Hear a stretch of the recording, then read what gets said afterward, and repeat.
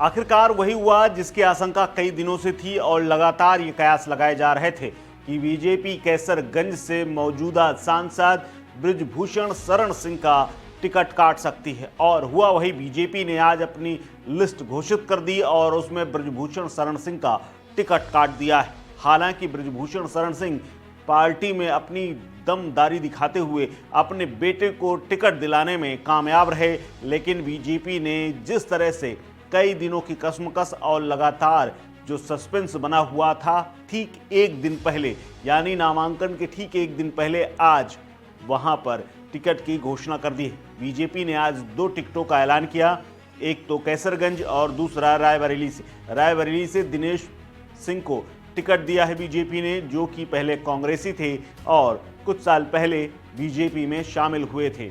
अब रायबरेली और कैसरगंज का मुकाबला बेहद दिलचस्प होगा। कैसरगंज में पहले से ही बृजभूषण शरण सिंह का दबदबा था, लेकिन महिला पहलवानों के तमाम आरोप और रेसलिंग फेडरेशन की तमाम दादागिरी और तमाम उन आरोपों, धरना प्रदर्शन से लेकर के कैसरगंज में टूर्नामेंट का आयोजन कराने तक के जितने आरोप लगे थे, उसके चलते ये माना जा रहा था बृजभूषण शरण सिंह का टिकट काटा जा सकता है। लेकिन बृजभूषण शरण सिंह अंतिम दिन तक कहते रहे कि उनका टिकट कौन काटेगा, लेकिन आखिरकार बृजभूषण शरण सिंह झुके और उनके बेटे करण भूषण सिंह को टिकट दे दिया गया है।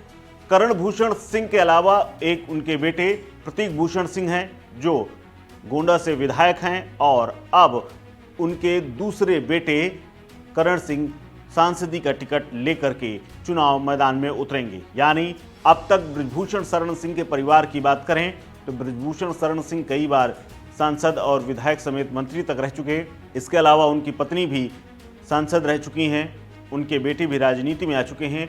अब करण का राजनीति में आना एक तरह से माना जाए तो एक नई पारिवारिक राजनीति की एक नई मिसाल भी कायम हो जाएगी। दरअसल बृजभूषण शरण सिंह का कैसरगंज के अलावा आसपास की सीटों में भी अच्छा खासा दखल है।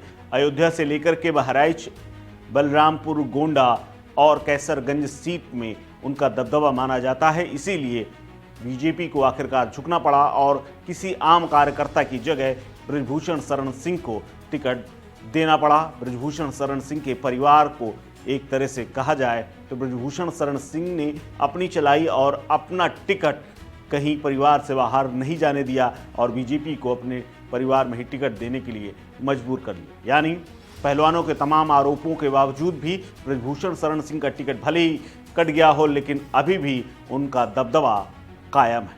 आपको बता दें कि दबदबा कायम को लेकर के पहले भी तमाम आरोप लग चुके हैं। इससे पहले जब WFI यानी रेसलिंग फेडरेशन ऑफ इंडिया के इलेक्शन में उन्होंने अपने करीबी को अध्यक्ष बनवा दिया था और खुद कुश्ती फेडरेशन से अलग हो गए थे, तब भी ये बात खूब चली थी। तब उस वक्त जब जीत करके प्रत्याशी उनके घर पहुंचे थे तो ये पोस्टर लगे हुए थे कि दबदबा था और दबदबा रहेगा। लेकिन अब एक बार फिर से बृजभूषण शरण सिंह ने दिखा दिया कि उनका दबदबा है और दबदबा रहेगा। फिलहाल अब ये दोनों टिकट बेहद चर्चित हैं। दिनेश सिंह को जो टिकट मिला है वहां से अभी तक कांग्रेस पार्टी अपने प्रत्याशी की घोषणा नहीं कर पाई है।